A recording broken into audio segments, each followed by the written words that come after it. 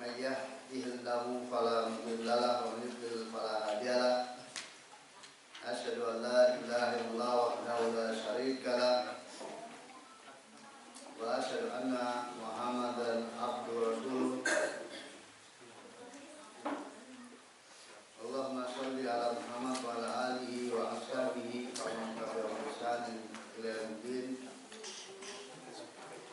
يا أيها الذين آمنوا اتقوا الله حق تقاته ولا تموتن إلا وأنتم مسلمون يا أيها الناس اتقوا ربكم الذي خلقكم من نفس واحدة وخلق منها زوجها وبث منهما رجالا كثيرا ونساء واتقوا الله الذي تساءلون به والأرحام إن الله كان عليكم رقيبا يا أيها الذين آمنوا اتقوا الله وقولوا قولا سديدا يصلح لكم أعمالكم ويغفر لكم ذنوبكم ومن يطع الله ورسوله فقد فاز فوزا عظيما أما بعد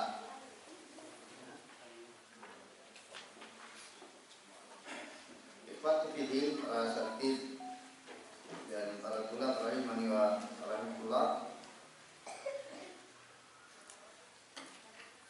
Kita memuji dan bersyukur kepada Allah Ta'ala atas nikmat dan karunia yang telah Allah berikan kepada kita semuanya. Dan di antara nikmat Allah adalah kunjungan kita pada pagi hari ini. Dalam lanjutan kajian kita dalam kitab Syarh Sunnah lil Imam Al-Bukhari rahimahullah. Dan kita sampai pada poin yang ke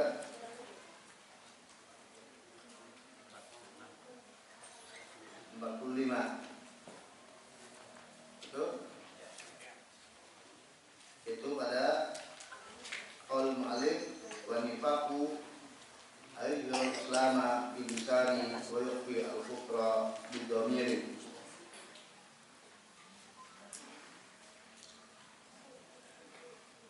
Ya, qaul mu'allif rahimahullah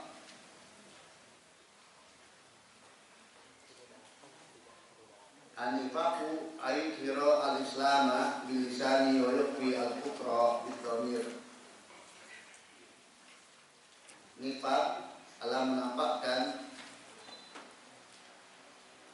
keislaman dengan lisannya dan menyembunyikan kekafiran dengan batinnya.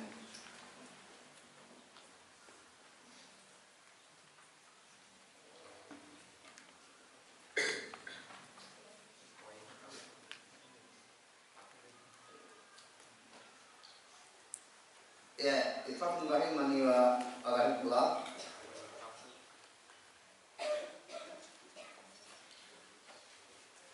Pada perkataan mu'allif di sini,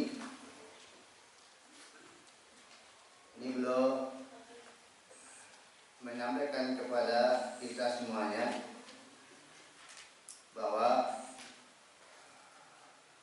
di antara orang yang menampakkan keislaman, maka ada yang tulus, Islamnya lahir dan batin, dan ada yang Islamnya hanya zahir saja, tetapi tidak di dalam batinnya. Nah, yang Islamnya hanya di zahir saja, tanpa di batin, ini namanya munafik. Orang munafik itu yang menampakkan Islam secara zahir tapi menyembunyikan kekafiran di dalam batinnya. Nah, menafikan yang model seperti ini disebut dengan nifaq i'tiqadi. Karena nifaq itu ada dua, sebagaimana dijelaskan oleh ulama dan diantaranya juga oleh Syekh Shalal Fauzan hafizahullah, bahwa an-nifaq itu terbagi menjadi dua. Yang disebut nifaq i'tiqadi Itu yang disampaikan oleh mu'alif rahimahullah dalam definisi di atas, dalam perkataan beliau di atas, yaitu menampakkan Islam dengan lisannya dan menunjukkan kufur di dalam batinnya. Berarti hakikatnya dia bukan orang Islam, tapi orang kafir.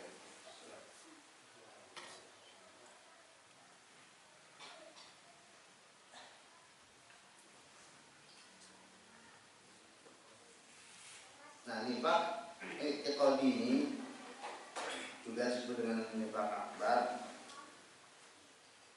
kemunafikan yang besar, yang status pemiliknya hakikatnya orang kafir, bukan orang beriman.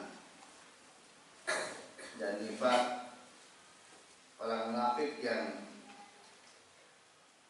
besar ini, yang disebut munafik, orang munafik, maka ini lebih buruk di sisi Allah Ta'ala daripada orang kafir asli, yaitu orang yang menampakkan kekafiran secara lahir di samping secara batin. Maka hukum mereka nanti adalah tidak sadlaka innal munafiqina bidarkil asfali minan nar. Ya, karena bahayanya bagi kaum muslimin tentunya lebih dengan kondisi mereka yang munafik. Kalau orang kafir asli kelihatan sebagai orang kafir. Jadi kalau ada kejahatan-kejahatan yang mereka lakukan, jelas diketahui itu adalah kejahatan orang kafir.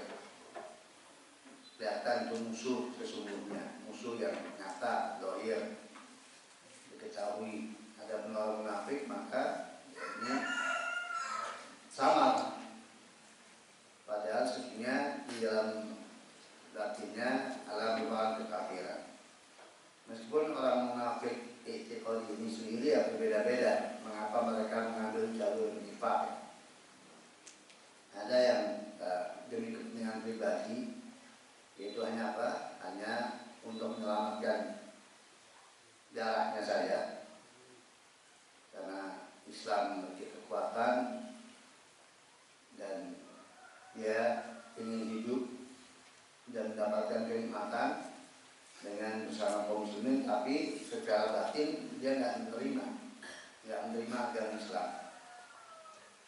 Maka untuk mencari keuntungan duniawi, dia masuk Islam saja secara zahir, tidak secara batin. Ini lebih untuk kepentingan pribadi, keselamatan diri demi dunia yang dia inginkan, maka dia memilih nifaq. Dan di sana ada orang munafik yang memang tujuannya adalah untuk apa? Untuk memusuhi Islam dan kaum muslimin. Ya, dia punya misi, bukan pribadi, ya, tapi misi kekafirannya. Dia ingin bagaimana kaum muslimin hancur, agama Islam turut. Maka ada aktivitas yang ada gerakan yang dilakukan untuk kepentingan itu. Nah, ini lebih kepada zindik. Jadi orang munafik kan tujuannya memang untuk merusak Islam dan kaum muslimin. Ada permusuhan yang nyata dan dia melakukan untuk itu, terus mengupayakan untuk itu. Dan secara kondisi antara pada zaman Nabi Sallallahu Alaihi Wasallam dengan zaman belakangan, pada zaman kita, maka secara bahayanya orang-orang munafikin dari sisi kepada kaum muslimin lebih karena terorganisir. Kalau pada zaman Nabi kan lebih pada persona, pribadi-pribadi, belum mereka belum ada organisasinya, belum ada kemudian saling secara api. Adapun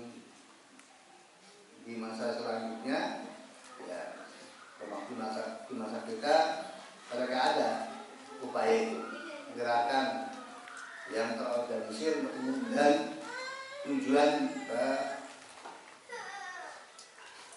untuk kemunduran kaum muslimin, untuk kehancuran kaum muslimin. Dan juga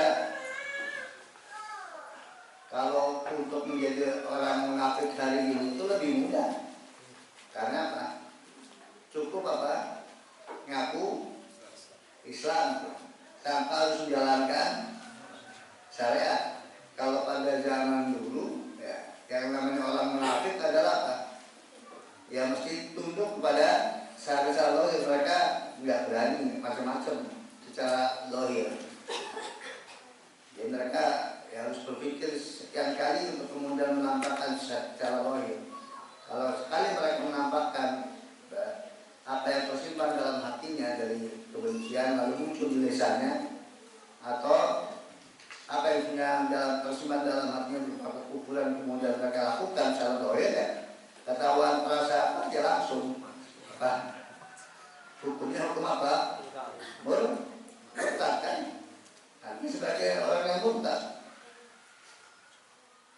Adapun sekarang orang mau berbuat apa saja ya, tetap saja ya tetap dihukumi sebagai muslim ya, kecuali di negara yang betul-betul menegakkan hukum kekufuran, yang siapa yang berbuat secara zahir yang merupakan nawaqid Islam maka ya akan dilaporkan dan akan diminta pertanggungjawaban untuk kemudian apa yang diperbuat. Adapun sekarang orang bebas. Sehingga ya sampai orang muslimin nggak bisa membedakan mana orang kafir sama mana orang Islam, karena membedakannya hanya dari siapa? Dari si status agamanya, status agama. Apakah kemudian dia menyatakan sebagai orang Islam atau bukan? Dan makanya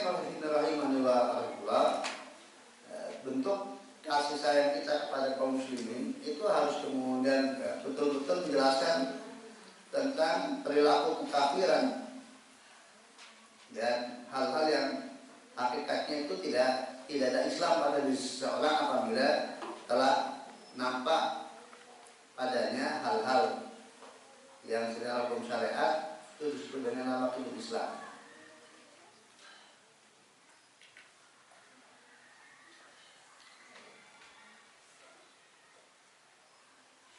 Ya, kemudian ada pun nifak yang kedua itu nifak amali.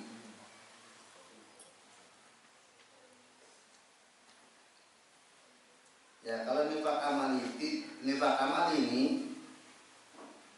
maka munculnya sifat-sifat atau perilaku orang munafik tapi dari orang yang beriman baik lahir maupun batin. Ya, dia orang mukmin lahir batin tetapi terkadang memiliki apa? Perilaku sifat-sifat yang itu ada pada perilaku orang munafik. Jadi akidah dohir orang munafik, karena orang munafik itu kan punya ciri-ciri secara dohir.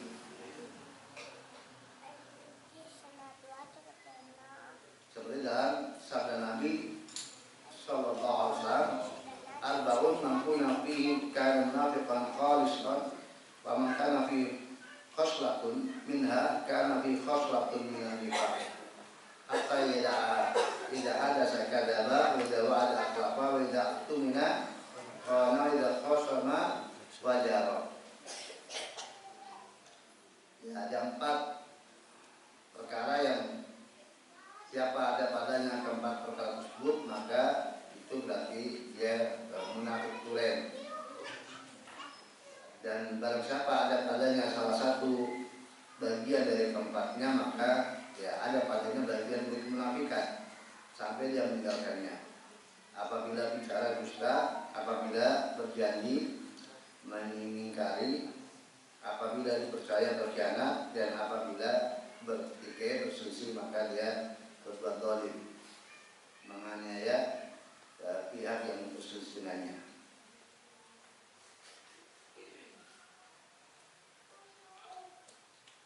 Ya, nah orang munafik i'tiqadi, ini sifat ini melekat padanya.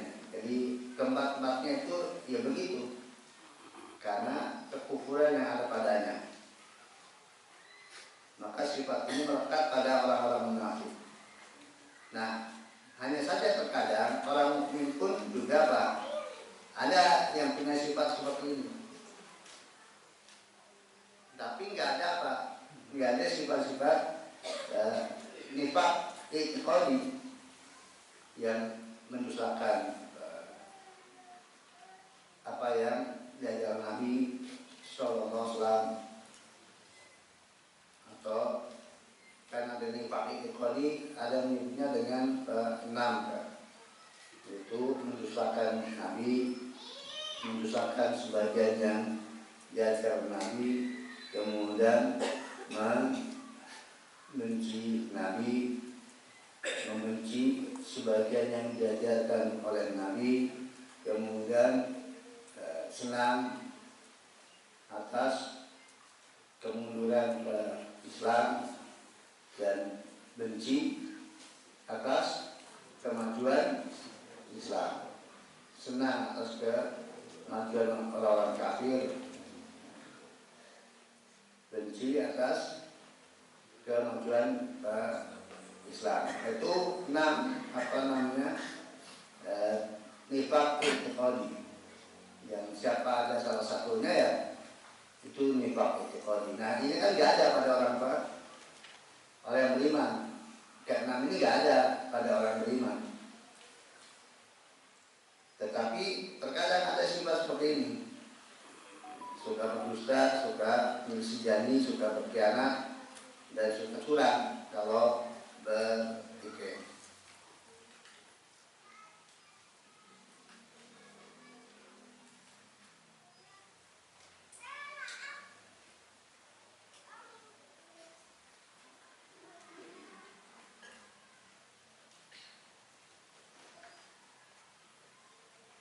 Ya,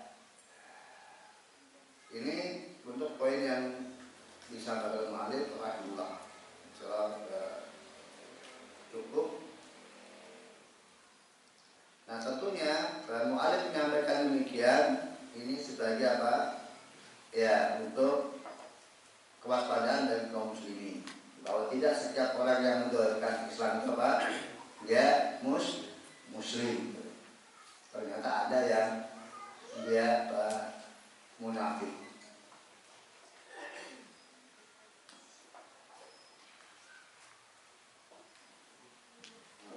Dan Allah pun sudah memperingatkan, bahkan ada ayat khusus, surat khusus dan surat munafikun.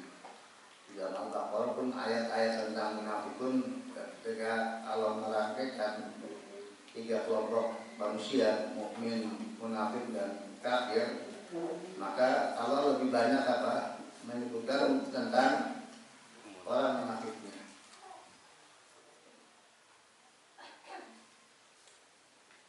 Dan surat At-Taubah itu surat apa? Surat bongkar-bongkaran apa?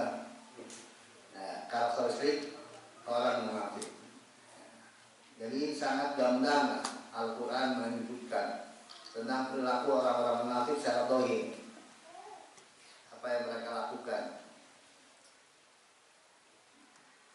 karena tidak ada keimanan yang ada dalam batinnya. Sehingga kalau kemudian ada orang Islam, kalau kemudian muncul sifat-sifat orang munafik, maka dikhawatirkan jangan-jangan memang apa? Dia orang munafik tulen. Maka waspada ya, terhadap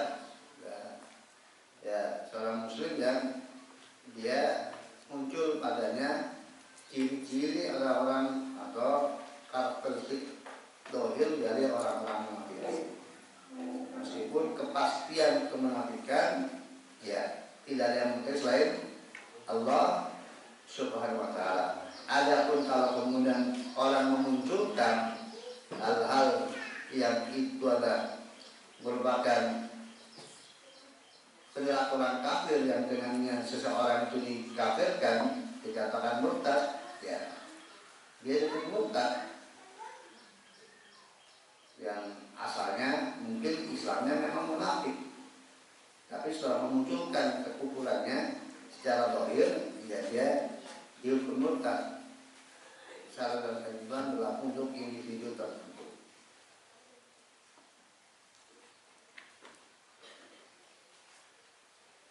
Ya. Kemudian poin berikutnya beliau sampaikan mu'alif rahimahullah wa'lam bi anna dunya darul imanin wa islam.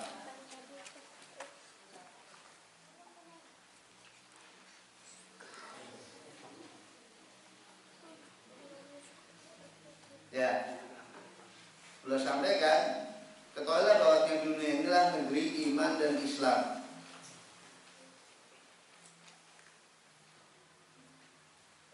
Jadi pelaksanaan iman dan Islam itu di dunia. Di dunia lah tempat untuk mewujudkan iman dan Islam. Maka disampaikan oleh Syekh Al-Fauzan yang dimaksud oleh mu'alif bahwa al-Islam iman di dunia alati darul amal.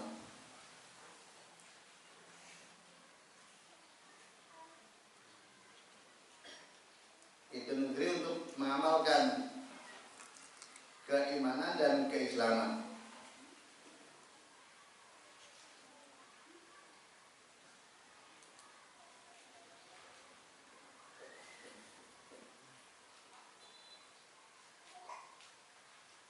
Ya, maka orang Islam, orang yang beriman itu harus diwujudkan di dunia. Siapa yang di dunia tidak ada Islam, tidak ada iman, ya di akhirat pun tidak ada. Jadi dunia ini tetap untuk kemudian membuktikan apakah dia muslim, mukmin atau tidak. Nah, nanti di akhirat tinggal balasan. Bagi yang di dunianya betul, dia muslim, mukmin, maka dia akan dapatkan kebaikan di akhirat. Bagi yang di dunia tidak ada Islam, tidak ada iman, ya tidak ada kebaikan sama sekali baginya di akhirat.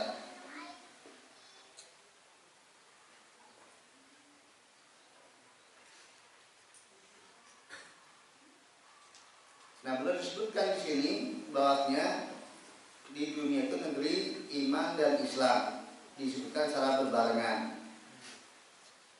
Maka berarti belum menginginkan masing-masingnya punya kriteria tersendiri, karena disebutkan secara berbarengan. Maka iman urusan batin, Islam urusan zahir. Kalau disebutkan salah satunya saja, maka mencakup keduanya.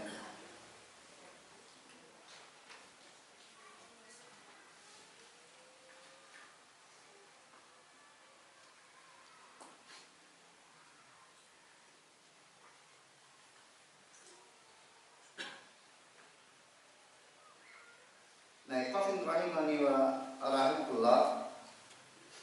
Kalau kemudian iman dan Islam itu dimaksudkan adalah apa yang mesti dimiliki oleh seorang muslim, maka ya berarti seorang muslim itu harus ada pada dirinya Islam dan iman. Karena Islam kan terdiri dari maratib, Islam, iman dan ihsan. Dan ketika disebutkan tiga maratib tersebut tidak berarti bahwasanya yang martabat Islam itu, yang martabat terendah itu tidak memiliki iman. Sudah, karena disyaratkan untuk kemudian Islam seharusnya apa? Harusnya iman. Hanya saja keimanan yang dimiliki oleh seorang yang derajatnya berislam itu tidak sekuat sebagaimana seseorang yang derajat Islamnya sudah mencapai derajat iman. Sebagaimana dalam firman Allah Ta'ala, amanah kulam tu'minu wa qulu aslamna wala mahidyatul iman fi qulubikum. Ya. Nah, itu bukan berarti yang dinafikan oleh Allah Ta'ala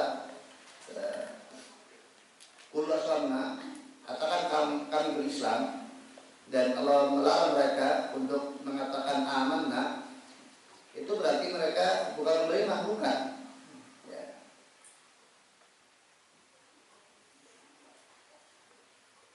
Mereka orang beriman.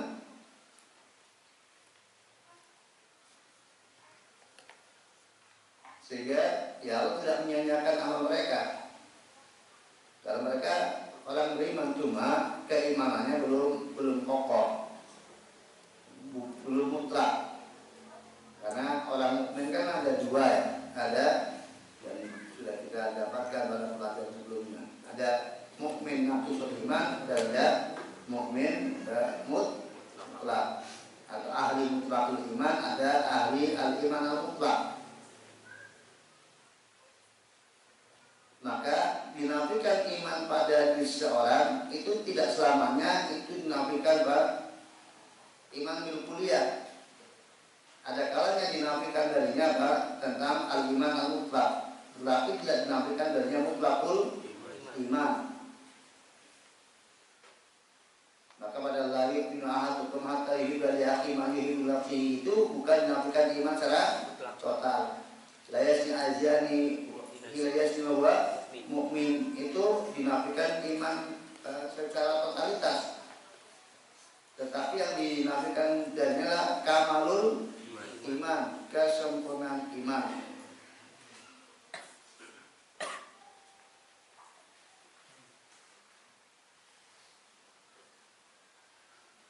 Ya, maka harus terkumpul pada diri seseorang itu dua hal, ya Islam dan iman. Tanpa terkumpul duanya tidak akan. Sebagaimana kita sudah pelajari tentang iman kan harus apa? Harus ada hati, lisan dan perbuatan. Harus terkumpul antara zahir dan batin. Batin saja tanpa zahir tidak ada iman. Zahir saja tanpa batin tidak ada iman, seperti tadi kasus munafikin. Itu kan hanya zahir tanpa batin. Tidak ada al-iman.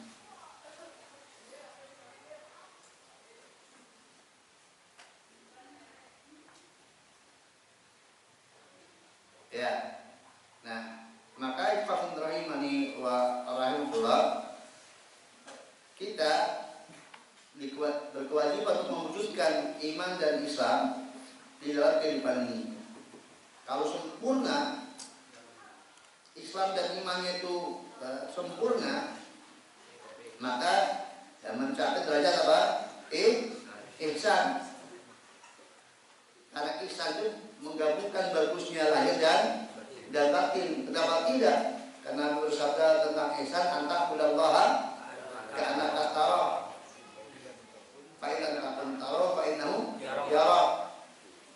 Hendaknya kamu beribadah kepada Allah dengan seakan-akan kau melihat Allah Ta'ala. Kalau tidak, ya yakinlah bahwa engkau itu diawasi oleh Allah. Maka ini jelas akan melahirkan kondisi batin. Karena seseorang tidak akan mencapai derajat seperti itu kecuali dia mengenal Allah Ta'ala dengan benar. Ya, dia jadi dan dalam penjelasan saya lalu yaitu dengan ma'rifah asma dan sifatnya, untuk dia bisa mewujudkan anta'budallaha ka'annaka tarahu. Jadi Allah itu hadir di dalam hatinya tentang asma dan sifatnya, dan itu akan berdampak kekhusyuan lahir, sehingga lahiriahnya itu adalah sesuai dengan apa yang dicintai dan diridhoi oleh Allah Ta'ala dalam setiap keadaannya, dimanapun dia berada. Maka itu martabatul ihsan. Minimal kita harus ada iman dan Islam dalam kehidupan, minimal. Dan kesempurnaannya tergantung kesempurnaan pada keduanya. Semakin menyempurnakan keduanya, semakin sempurna Islamnya. Ingat bahwa Islam tadi kan ada Islam, iman dan Islam. Semakin menyempurnakan Islam dan iman, maka semakin sempurna Islamnya sebagai seorang Muslim. Nanti puncak kesempurnaannya sampai kemudian dia menjadi seorang Muslim.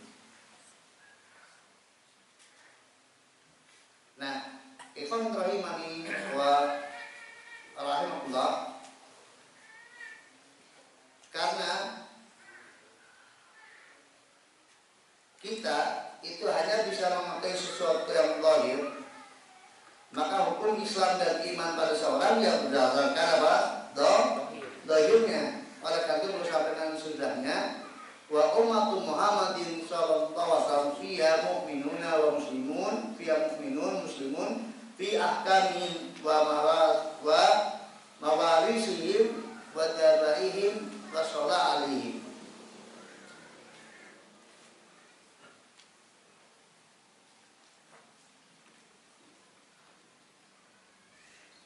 Ya. Kemudian beliau sampaikan dan umat Muhammad sallallahu alaihi wasallam di mana? Di dunia, maka mereka mukmin dan muslim, kaitannya hukum mereka dalam hal apa? Dalam hukum-hukum mereka. Jadi apa yang menjadi hak mereka dan apa yang atas mereka, malu alaihi. Kemudian terkait dengan waris mewarisi dan juga sembelihan, sholat atas mereka, itu doa atas mereka, atau sholat atas matinya mereka. Itu ya hukum di dunia. Nah, hukumnya seorang dari umat Muhammad sallallahu alaihi wasallam di dunia itu tidak apa? Tidak secara otomatis itu hukum dia mana? Di akhirat. Bahwa apa yang dihukumkan kepada mereka sebagai mukmin dan sebagai muslim itu adalah hukum di dunia. Maka ya ketika kemudian seseorang diperintahkan oleh Allah Ta'ala misalnya fatahriru raqabatin mu'minah, maka bebaskanlah budak yang beriman. Itu apakah kemudian harus mengetahui hakikat iman dalam hatinya? Iya, yang mukmin secara hukum zahir. Mukmin di sini apa maksudnya? Ya muslim. Ya. Itu yang jelas, yang bagaimanapun juga. Walaupun apa? Ya diketahui dia memiliki kejahatan-kejahatan yang luar biasa, tetapi dari kejahatan yang dikerjakannya tidak ada hal yang membuat batal imannya secara zahir. Maka dia masuk, boleh untuk dibebaskan. Walaupun dia bukan tipe apa, innamal mu'minuna alladzina idza dzukira wajilat qulubuhum wa idza tuliyat alaihim ayatun zadatum imana wa 'ala rabbihim yatawakkalun. Bukan tipe itu, tipe yang masya Allah gitu. Dan sekalipun ada tipe yang masya Allah, itu pun kita hanya tahu apa? Itu zahirnya. Kan wa 'ala rabbihim yatawakkalun kita tidak tahu. Nah, bahwasanya di dalam hatinya betul-betul bertawakal kepada Allah mereka atau tidak, hanya Allah Ta'ala yang mengetahui.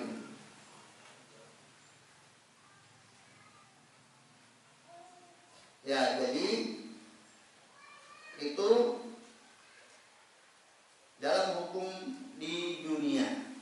Mereka dihukumi mukmin muslim, maka diberlakukan apa yang menjadi hak-hak bagi mereka, dan itu yang dipenuhi sebagai muslim.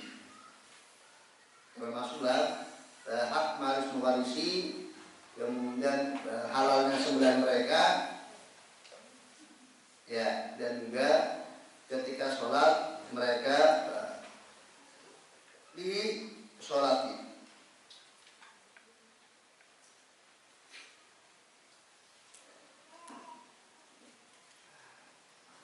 Meskipun tentunya di dalam al-wala wal bara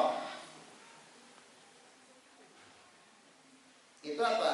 Itu dibedakan dari siapa? Dari sisi seberapa kadar apa penampakan zahirnya. Kalau dari sisi waris tidak peduli mau ya tidak berarti yang takwa bagiannya lebih apa? Lebih banyak daripada yang fasik enggak. Ya, tidak. Tetap jadi apa yang dilihat mereka secara keduniawian itu dalam hukum-hukum Islam, maka sesuai dengan apa yang tahu gariskan. Tetapi dalam al-wala al-bara, artinya dalam kecintaan dan kebencian, maka mereka dicintai sesuai dengan apa yang nampak dari mereka, keislaman dan keimanan. Semakin nampak, maka semakin apa? Semakin porsi kecintaan mereka semakin besar. Semakin ini, semakin ini. Dan semakin muncul kejahatan-kejahatan mereka, ya porsi kebencian semakin besar. Jadi orang muslim dan orang mukmin tauhid itu dicintai dan dibenci, diloyalitasi dan dibawahi itu sekadar apa yang nampak bagi pada mereka dalam tauhid Islam dan imannya. Dan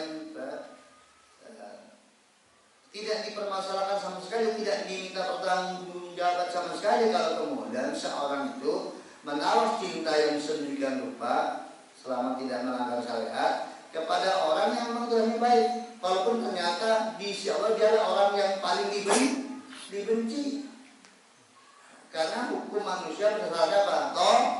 Dohirnya. Sebaliknya juga membenci seorang yang menampakkan kejahatan dan keburukan, meskipun bisa jadi dia adalah orang yang dicintai oleh Allah Ta'ala. Ya, bisa jadi. Maka ketika ada salah seorang sahabat yang melaknat Abdullah Al-Khumar, maka Rasul mengatakan la tal'anu fa innahu yuhibbullah. Jangan kamu laknat dia, karena dia adalah orang yang mencintai Allah. Ada tazkiyah dari Nabi SAW bahwa sahabat ini jujur imannya. Ya, Nabi kan tahu dari apa? Dari Allah Ta'ala. Ya, maka kita tidak diminta pertanggungjawaban atas apa yang ada di dalam batin seorang. Tidak masalah kita mencintai orang yang hakikatnya itu dibenci oleh Allah Ta'ala, sebaliknya. Kita membenci seseorang yang bisa jadi hakikatnya adalah dicintai oleh Allah Subhanahu wa Ta'ala.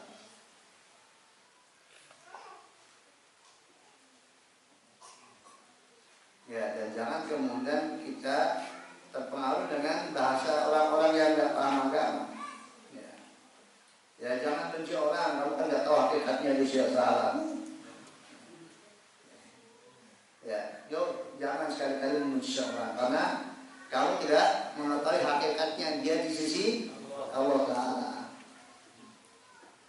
Banyak nggak komentar-komentar seperti itu? Banyak. Itu nggak paham agama.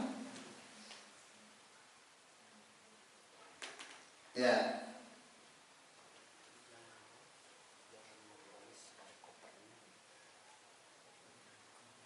Jangan mengatakan orang sesat ya. Ya, yang berhak menyesatkan mengatakan orang sesat itu hanya Allah Ta'ala. Ya. Yang mengkafirkan orang, hakikat orang itu Allah Ta'ala. Engkau nggak tahu kalau mukmin atau bukannya, engkau nggak tahu hakikatnya. Tidak benar. Maka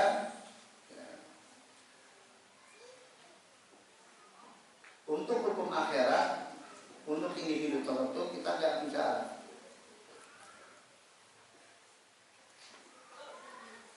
Kecuali yang sudah dikatakan oleh Allah dan Rasulnya, ditegaskan oleh Allah dan Rasulnya. Tetapi untuk hukum dunia kita mengikuti.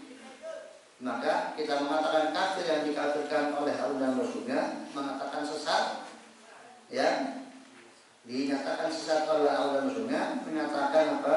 Fasik yang dinyatakan fasik oleh Allah dan Rasulnya.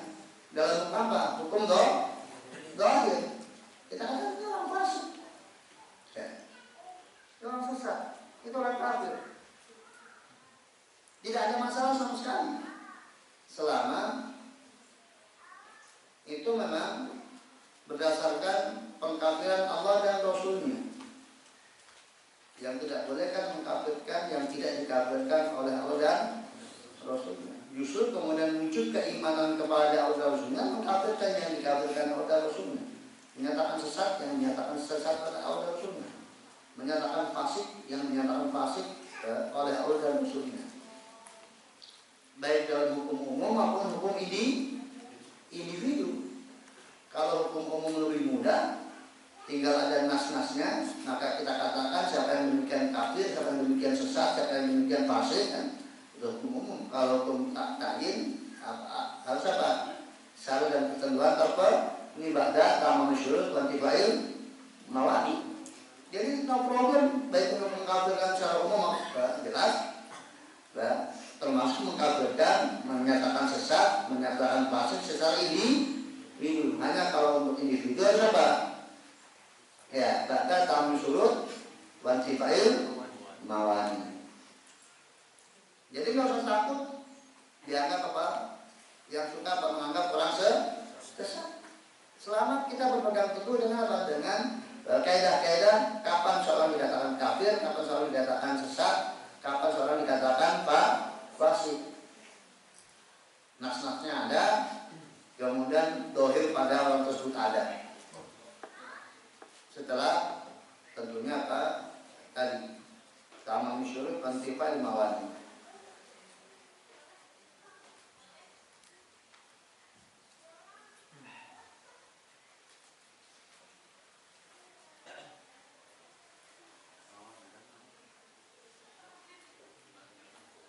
Ya, kemudian beliau sampaikan berikutnya, wala nasyhadu li ahadin bi haqiqatil iman hatta ya'tiya bi jami syara'il Islam. Fa in qasara fi syai'in min dzalika kana naqisal iman hatta yatub.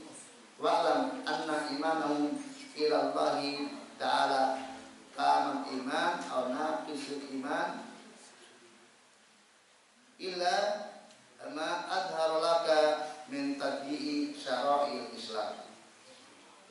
Beliau sampaikan, dan kita tidak mempersaksikan kepada individu tertentu dengan kesempurnaan iman secara hakikatul iman sampai kemudian dia menunaikan semua syarat Islam. Maka apabila dia kurang di dalam penuhian syarat Islam tersebut, maka berarti dia kurang imannya sampai dia bertobat. Dan ketahuilah bahwa imannya kepada Allah Ta'ala itu sempurna atau kurang. Kecuali apabila dia menampakkan di mana menampakkan diri kepadamu dengan dia menyia-nyiakan syariat Islam. Ya. Nah, ikhwan rahimani wa rahmatullah, kelanjutan dari poin yang di atas sebelumnya terkait dengan hukum dohir seseorang. Maka kita tidak mengatakan seorang itu sempurna Islamnya. Jadi di sini ketika bicara hakikatul iman, hanya sempurna imannya, maksudnya Islamnya ya. Artinya bukan berarti fonis kepada orang tersebut iman sak batin-batinnya. Karena sekali lagi hukum iman dan Islam pada individu yang ada di muka bumi adalah hukum dohir. Ya, kalau kemudian seorang menampakkan dirinya ketundukan dan kepatuhan yang kepada Islam, kita bisa katakan Islamnya sempurna atau tadi. Ya, yang lebih tepat dengan ya Islamnya sempurna. Masyaallah, ya Pak. Ya, orang yang sangat bertakwa kepada Ta'ala, orang yang adil. Ya, maka kan ketika kemudian para ruwatul hadis menulis tentang seseorang dari apanya? Dohirnya kan seseorang tidak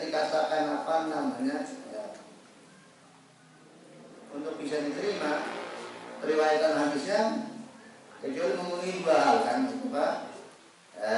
Adalah dan dobel. Ya. Kalau bicara tentang dobel jelas ini kan murni kaitannya dengan hafalan kan. Mudah ininya. Mudah apa namanya? Klasifikasinya, spesifikasinya sempit. Kaitannya dengan hafalan. Apakah dia hafal secara dari gada, hifdzus shajar atau apa? Ya, dokter shajar atau dokter kitab. Mudah. Nah untuk kemudian adalah kan berarti harus mencari orang itu kan kehidupannya, ya, kehidupannya. Dia dari orang yang bertakwa, berarti menjalankan syariat, nggak ada syariat yang dia tinggalkan, nggak ada dosa yang dia perbuat, nggak ada syariat yang ditinggalkan, dan nggak ada keharaman yang dia kerjakan. Karena untuk dikatakan ada itu apa? Harus apa? Harus takwa kepada Allah. Kemudian menjauhi dosa kecil dan muruah, hal-hal yang bahkan apa? Yang bisa meruntuhkan martabat, menurunkan martabat itu pun juga dihindari. Itu pun berarti pengetahuan akan orang tersebut ya benar. Artinya untuk sampai kemudian ditulis simpulan sekotun dan sebagainya, imam dan sebagainya itu berhukum zahir, berdasarkan hukum zahir. Sebaliknya nanti kadar, asuti, ya kan zahir. Sehingga kemudian dikatakan dia orang yang kurang atau orang yang sempurna itu dengan hukum-hukum zahir yang ada padanya. Maka ya kalau kemudian muncul darinya hal-hal yang kurang, ya dikatakan dia kurang mana? Ya kurang. Maksudnya adalah iman yang zahir, bukan memaksudkan apa yang di dalam hati, karena yang di dalam hati adalah itu hanya Allah yang mengetahuinya. Maka dikatakan ya kurang imannya, sempurna imannya berdasarkan apa yang zahirnya. Terus begitu. Ya. Sampai kemudian dia menyanyikan Islam dengan apa? Dengan melakukan nawaqidul Islam. Maka ketika itu bisa dikeluarkan dari apa? Status iman dan Islam. Karena tadi syara'i Islam.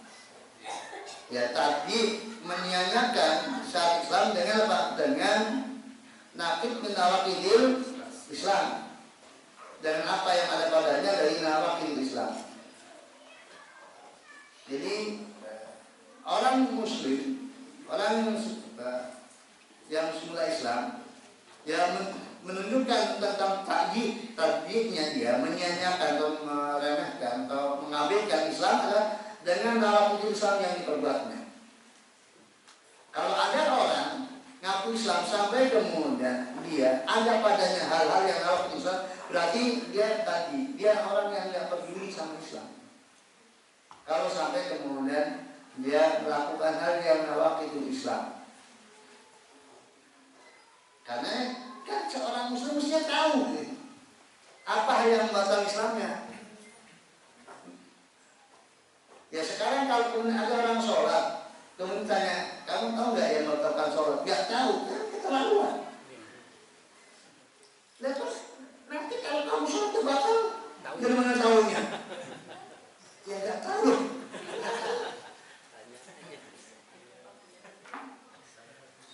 Jadi coba kita berpikir yang lebih artinya sederhana tapi jelas. Ada orang sholat, dia tanya, kamu sholat tahu yang hal yang batal sholat? Enggak. Siapapun yang tahu tentang Islam itu nggak habis pikir ada orang sholat karena apa? Hal-hal yang membatalkan sholat. Nah kalau sholat nggak batal sholat, kalau kamu batal, tahunya batal dari mana? Memang sholat yang nggak ada batalnya gitu gimana? Terus kamu tadi wudhu nggak? Apa itu wudhu? Sholat nggak tahu wudhu. Sholat ngobrol. Lah nggak tahu mungkin. Ya. sahabat saja pernah sholat kemudian ngomong. Ya, sahabat Nabi loh pernah sholat, ada yang bersin kemudian dia ya rahmatullah. Ya Muawiyah ibnu Hakam Sulam rahmatullah. Ya kemudian diajari oleh Nabi Sallallahu Alaihi Wasallam. Ya mungkin dia dalam kasus itu, secara umum mungkin paham bahwa sholat nggak bicara, tapi dalam kasus ini ada orang bersin, alhamdulillah ya, ya alhamdulillah.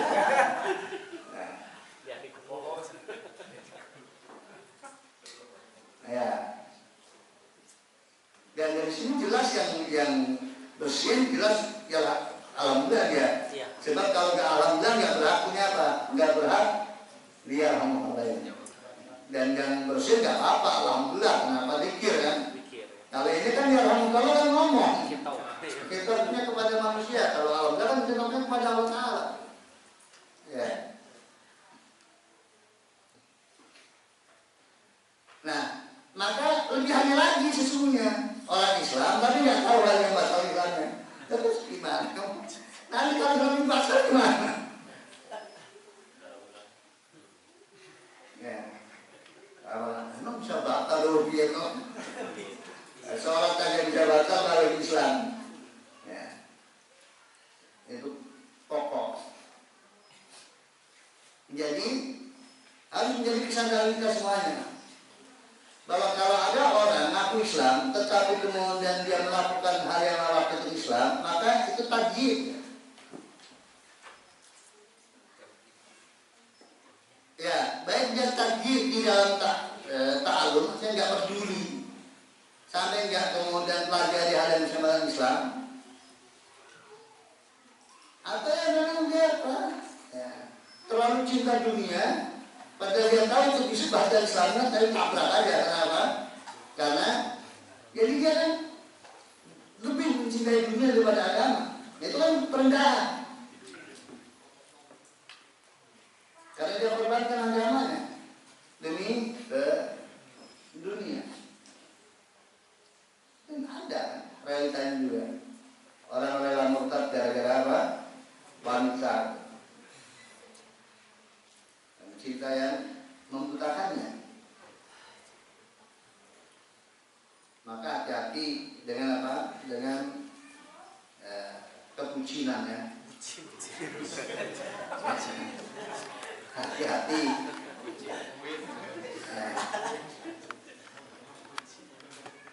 Korbannya bisa agama. Udah, cintanya ala kadarnya aja.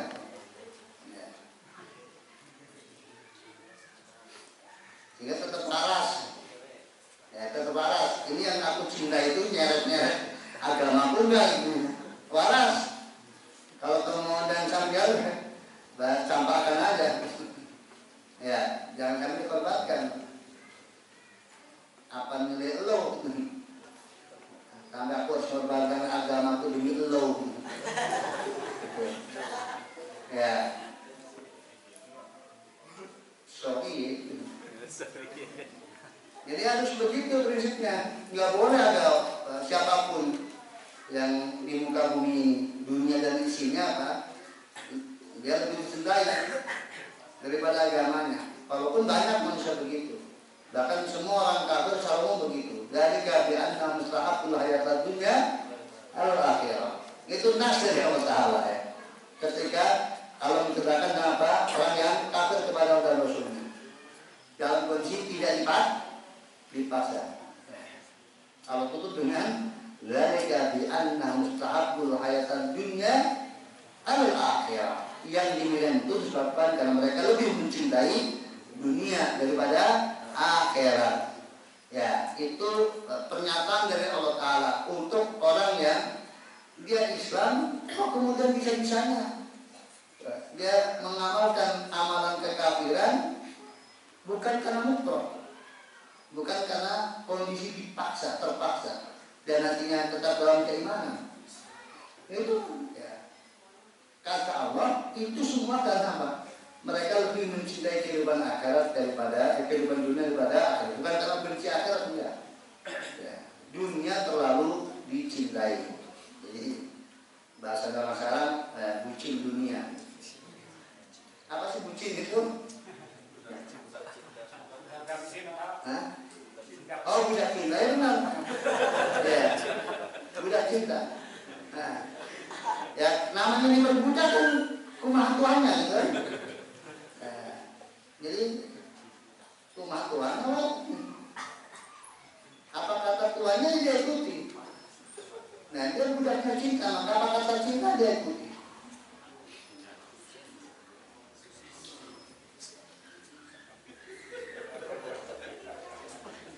Ya.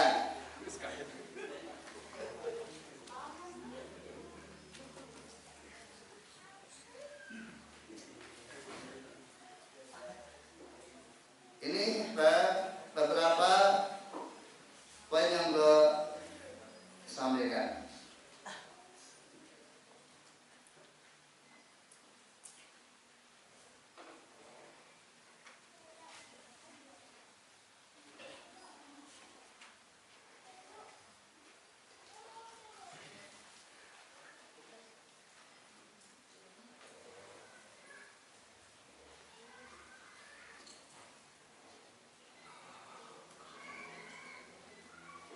Sampai di sini.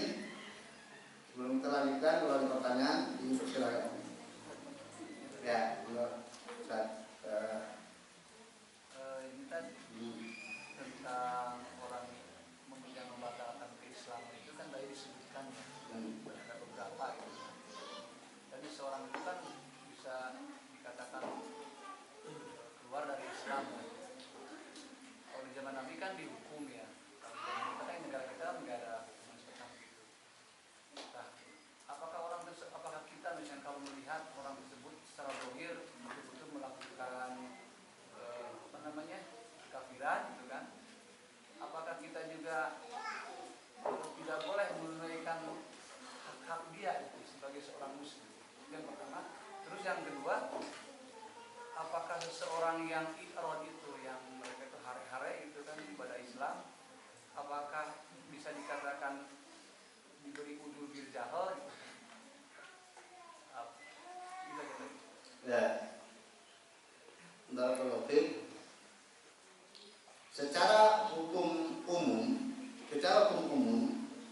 kalau ada orang Islam kemudian ada padanya nawak itu Islam, maka tetap ya, untuk menjadikan kondisi A sebagai apa,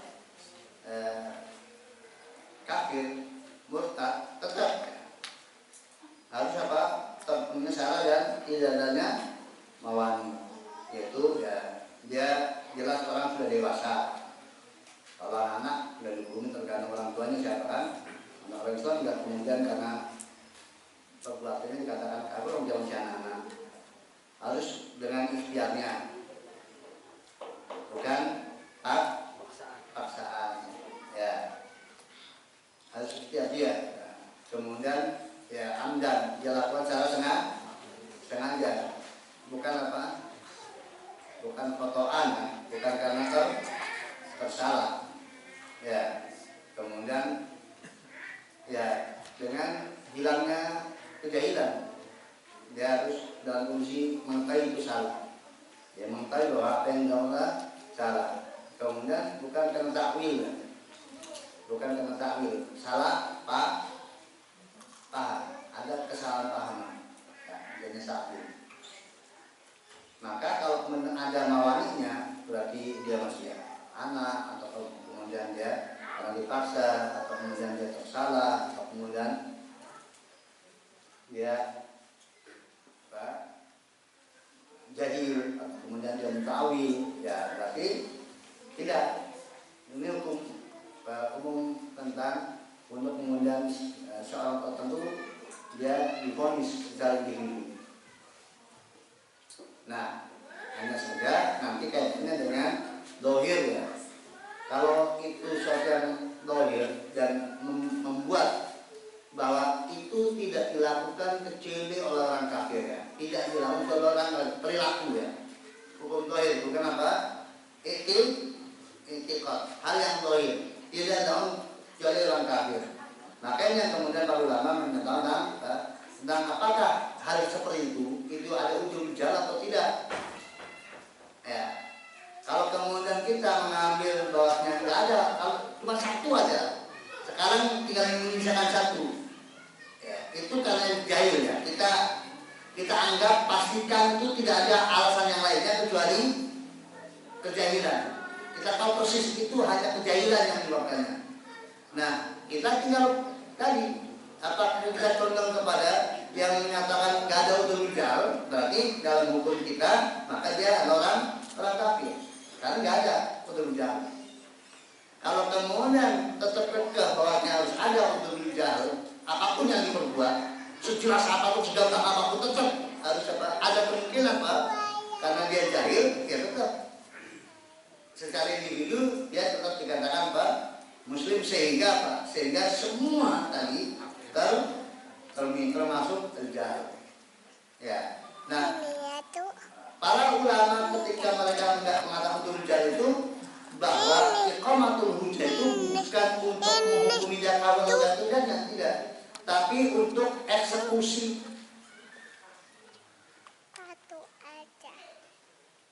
Jadi sifat kufur, sifat kafir sudah melekat padanya dengan apa? Dengan nawat Islam yang dia perbuat. Tidak kemudian tertunda untuk dicap sebagai kafir karena jahil, tidak. Sudah cap kafir sudah melekat padanya dengan dohir yang ditampakkan. Hanya saja untuk eksekusi, maka apa? Tidaklah seorang yang murtad dieksekusi kecuali apa? Diberikan apa? Di iqamatul hujjah. Kalau kemudian dia bertobat maka diterima tobatnya, kalau enggak baru dieksekusi. Maka iqamatul hujjah itu bukan untuk memvonis dia kalau tidaknya, tapi untuk pelaksanaan eksekusi. Itu di negara yang apa? Yang menjalankan eksekusi. Kalau tidak, ya tadi nggak pernah ada eksekusi, tinggal kembali kepada dia. Apakah Anda termasukkan Pak? Nggak ada Pak. Hukum orang yang dohir, yang mau jahil, mau nggak, dohirnya enggak.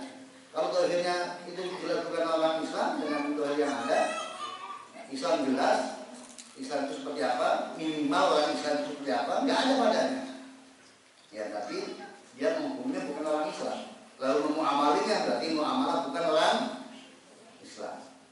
Tetapi dia tidak itu untuk pribadi dirinya, bukan untuk orang lain.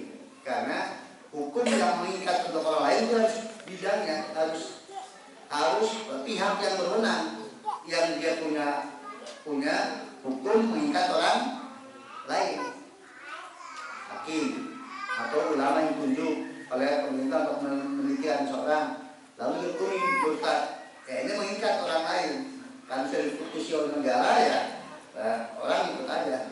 Karena ulama yang ditunjuk negara sudah mengatakan dia murtad ya, masyarakat ikut. Tapi hukum pribadi nggak bisa, karena kalau pribadi bisa ada banyak hal, karena sentimen pribadi atau kata nggak teliti, belum memenuhi syarat, nggak bisa.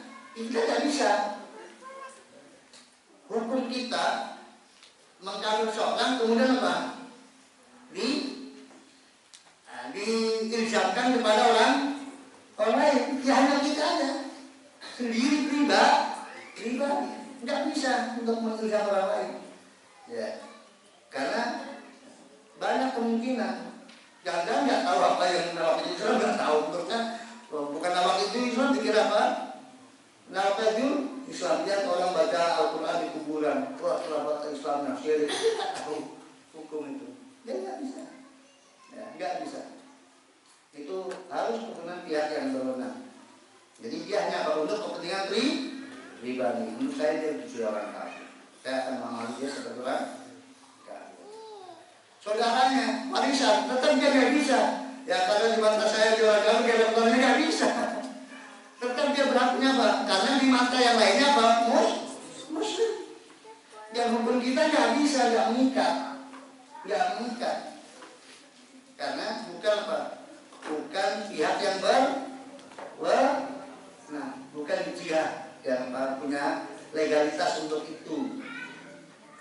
antum punya produk jelas halal, tulis halal, jelas halal, jelas itu halal, 100% halal.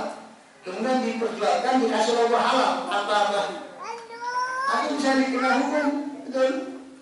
Padahal kan jujur terhadap, tapi bukan dia yang berwenang untuk kasih logo dia. Itu untuk dapat logo halal harus ada kesalahan dan ketentuan. Jadi nggak dianggap logo itu walaupun antum jelas halal. Jadi kan tadi, ya maka tadi bedakan antara hukum yang orang lain dengan apa untuk pribadi. Oh iya, iya. Orang yang hare-hare EGP ya, emang gue pikirin itu nalaki Islam secara hukum. Ya. Secara hukum hare-hare kami Islam itu batal Islamnya. Bukan orang Islam hare-hare. Orang Islam kok hare-hare kami Islam. Ya bukan orang Islam. Orang Islam itu perhatian sama Islam. Dia punya punya kewajiban belajar dan mengamalkannya. Adapun hare-hare EGP nggak pernah tahu, nggak ada kecenderungan sama sekali. Dia sibuk dengan dunia dan apa yang dinikmatinya. Nggak ada sama sekali dia nggak belajar, nggak pernah belajar Islam, nggak mengamalkan. Jangan-jangan nggak pernah belajar Islam. Dia zuhud dalam satu sisi, semangat dalam sisi lainnya bisa kafir. Kalau zuhudnya dalam inti Islam, dia ketika belajar tentang Islam yang sisi yang dia suka, masya Allah. Orang yang nggak kenal lelah, nggak kenal waktu, nggak kenal biaya demi meraih ilmu Islam yang dia sukai. Cuma yang pokok Islamnya dia nggak belajar, dia EGP, dia nggak pernah belajar akidah, nggak belajar, dia nggak kepingin untuk belajar sekali belajar akidah. Tapi masalah yang lainnya masalah taksirnya dia nomor wahid sedunia. Untuk masalah hadisnya masya Allah, untuk usul fikihnya masya Allah, dan sholatnya sunnah 100%. Tapi ini apa? Nggak kenal sama sekali akidah Islam, sehingga ya tersimpan dalam keyakinannya akidah yang batil, omongannya kufur secara hukum agama.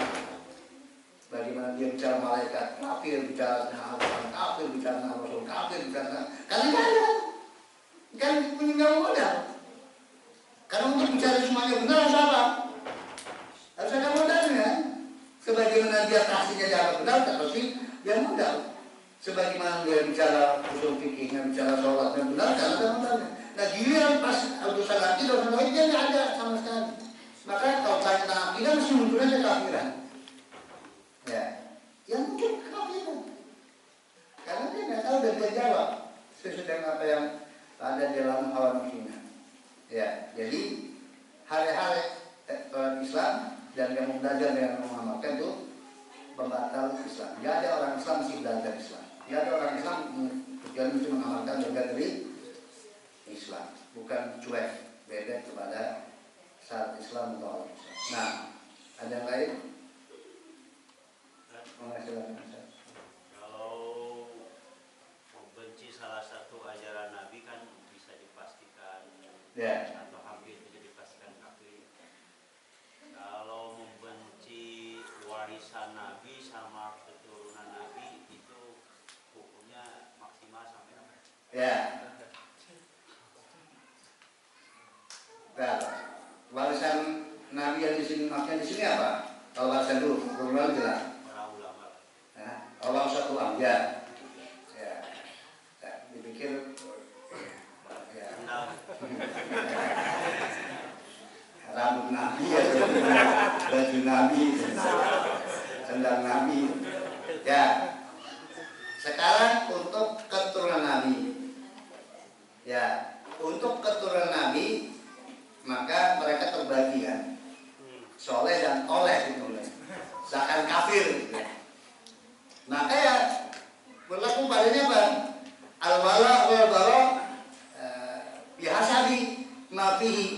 minad din, dia nggak punya agama sama sekali, ya dibenci total. Walaupun anak cucu Nabi. Al-Islam kami musyrik. Ya. Maka dibenci total, nggak ada kecintaan sama sekali. Anak cucu Nabi tapi al bidah yang mufassiqah, maka dibenci sesuai dengan kadar bidahnya, dicintai sesuai dengan kadar Islamnya. Anak cucu Nabi fasik ya, pelaku maksiat, sunni pelaku maksiat, dia dibenci sesuai dengan kemaksiatan yang ada padanya dan dicintai sesuai dengan apa adanya tadi iman. Kemudian ya yang soleh, yang takwa ya utuh kecintaan kepadanya, seperti kepada ya Fatimah Watanha misalnya, maka utuh, gak ada sedikit pun rasa apa kembali, ya secuil pun gak ada, utuh kita cintanya kepadanya, ya, kepada Hasan Hussein radhiyallahu ya, karena masih sahabat Nabi kan, mereka adalah ahli bait dari sahabat Nabi, ya maka utuh. Dan kepada semua ya ada pokok cinta kan ahli bait punya ada pokok cinta, tapi ya, akan berkurang cinta itu sesuai dengan apa yang ada padanya dari kedurhakaan kepada Allah Subhanahu wa taala. Itu untuk ahli bait Nabi sallallahu alaihi wasallam. Sekarang untuk warasatul anbiya. Pertama, tidak dikatakan warasatul anbiya kecuali ya ilmu yang diwarisinya ilmu Nabi, bukan ilmu setan. Maka ada ulama ulama doa ila babi jahannam, maka mereka bukan warasatul anbiya, mereka warasatul setan. Karena apa yang didapatkan bisa dari setan, bukan dari Nabi, itu bisikan setan. Ya, enggak melekat pada ini sifat warasatul anbiya. Al-ahwa dan al-bidah enggak melekat padanya warasatul anbiya. Nah, sekarang warasatul anbiya pun juga berbeda-beda ya. Ada yang kemudian murni, bersih, totalitas, tidak dikenal padanya kesalahan kecuali nadir, amat sangat kecil dan terabaikan misalnya, maka ya kecintanya sempurna. Adapun kemudian kepada warasatul anbiya, intinya secara umum kita mencintai, kita menghormati, membencinya tafsir. Kalau membenci dia sebagai warasatul anbiya kafir. Ya. Kalau membencinya secara kapasitas sebagai warasatul anbiya itu kafir. Karena dia yang membenci, tidaklah membenci dia kecuali apa? Membenci ajaran Nabi sallallahu alaihi wasallam. Adapun membencinya secara pribadi, ya, hubungan pribadi, maka itu dosa. Misalnya kebetulan si warasatul anbiya ini utang nggak bayar, gara-gara itu masa awal dia bencinya.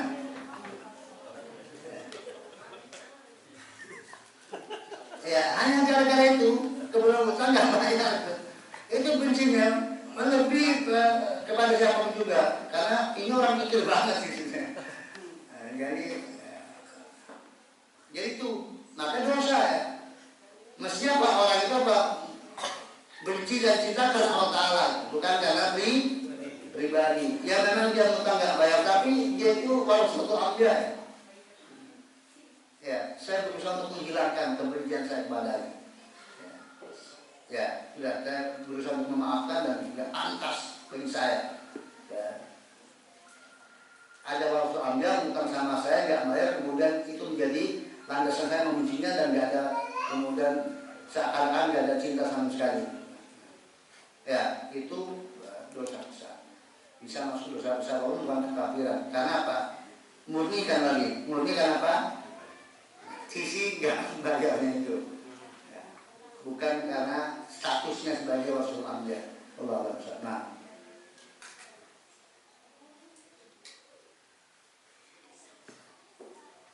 ada yang lain?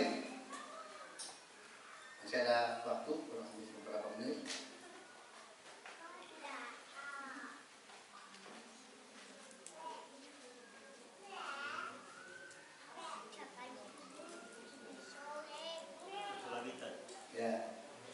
Masih mengganjal dari sebagian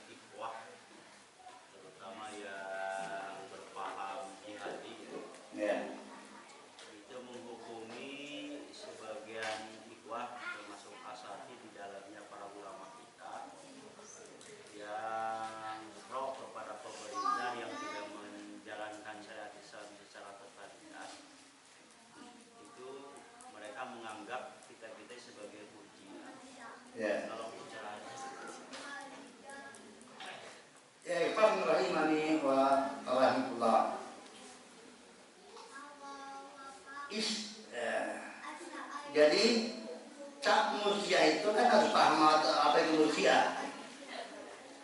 Murjiah itu adalah menganggap bahwa orang yang tidak mengamalkan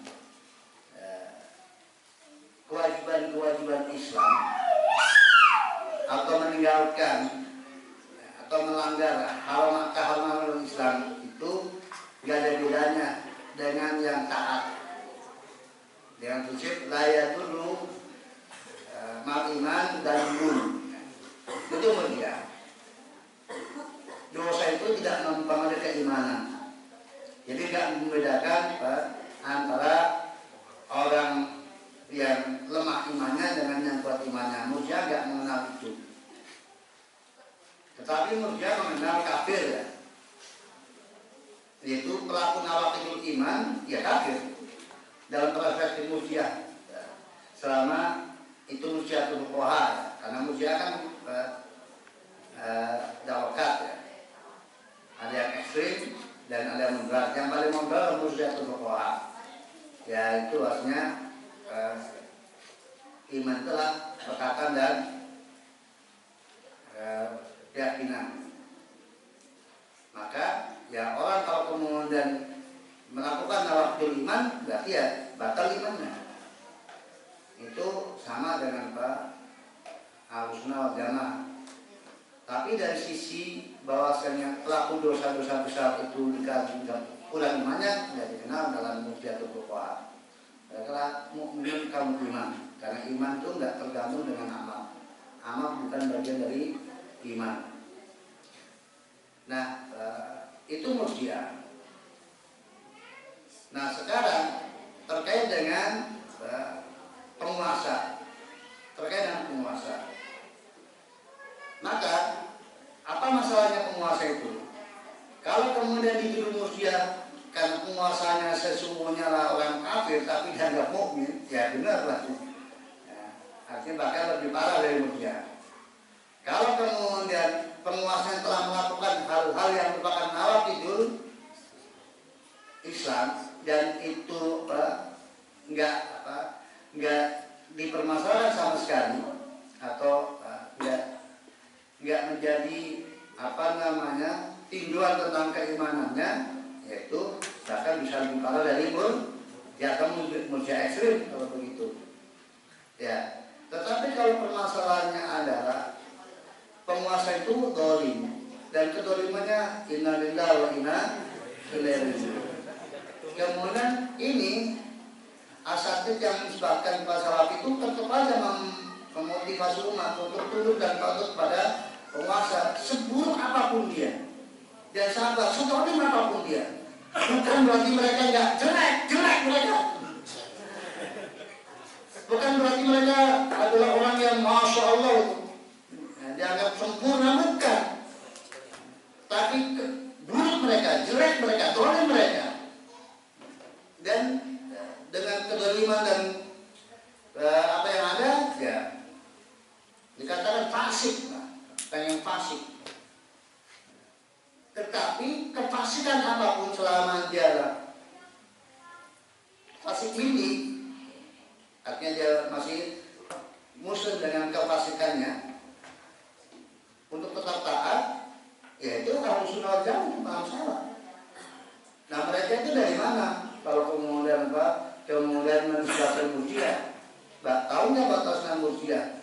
Kapan seorang dikatakan murjiah? Yang jelas, salaf sudah sepakat. Penguasa yang zalim, sezalim apapun juga, selama dia masih muslim, nggak boleh apa? Nggak boleh dia digulingkan dan tetap masih taat, dan nggak boleh kemudian memprovokasi masyarakat dengan apa? Dengan menjelek-jelekan mereka, kejahatan mereka di muka umum. Ya. Allahumma illa bahwa mereka melakukannya di muka umum. Ya. Maka tidak masalah seorang yang menjelaskan hukum apa yang mereka lakukan di muka umum. Karena kalau tidak dijelaskan, dianggap itu sebuah kebenaran.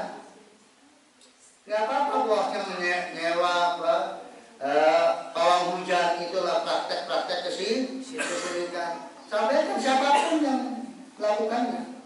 Nah, itu bagian dari kesyirikan.